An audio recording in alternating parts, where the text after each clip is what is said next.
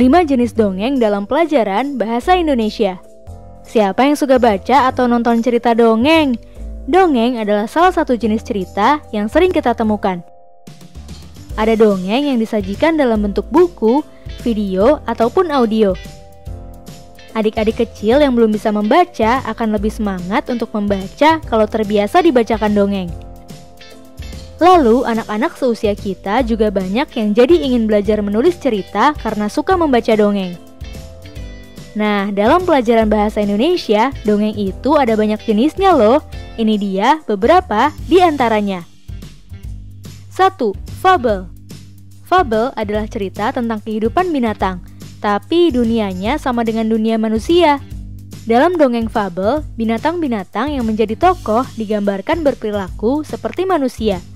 Misalnya berbicara, berpikir, sekolah, bekerja, dan melakukan aktivitas lainnya. Contoh fabel adalah cerita tentang kura-kura dan kelinci. 2. Legenda. Legenda adalah cerita yang mengisahkan tentang asal-usul terbentuknya suatu tempat. Cerita ini biasanya berasal dari rakyat zaman dulu di daerah tertentu dan dianggap benar-benar terjadi. Kemudian legenda itu akan diceritakan kembali secara turun-temurun. Contoh legenda adalah asal-usul terjadinya Gunung Tangkuban Perahu. 3. Mite. Mite adalah cerita yang berasal dari rakyat di suatu daerah tertentu. Berbeda dengan legenda, mite biasanya menceritakan tentang tokoh-tokoh gaib, misalnya dewa, peri, atau bahkan hantu. Contoh mite adalah cerita tentang Nyi Roro Kidul dari Yogyakarta. 4. Sage. Sage adalah kisah yang menceritakan kehebatan seseorang sampai disebut sebagai pahlawan. Sama seperti dongeng lainnya, sage juga menyebar dari mulut ke mulut dan diturunkan dari nenek moyang. Maka itu ceritanya bisa sedikit berubah. Contoh sage adalah kisah tentang Jaka Tingkir yang hebat melawan para penjahat.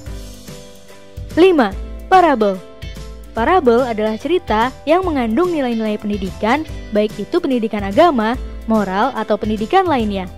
Nilai-nilai pendidikan yang ada dalam parabel biasanya disampaikan secara tersirat atau tidak langsung. Contoh parabel adalah kisah Malin Kundang yang dikutuk jadi batu karena durhaka. Sampai di sini dulu ya videonya. Jangan lupa like, komen, subscribe, dan share ke teman-teman lainnya ya kids. Bye-bye!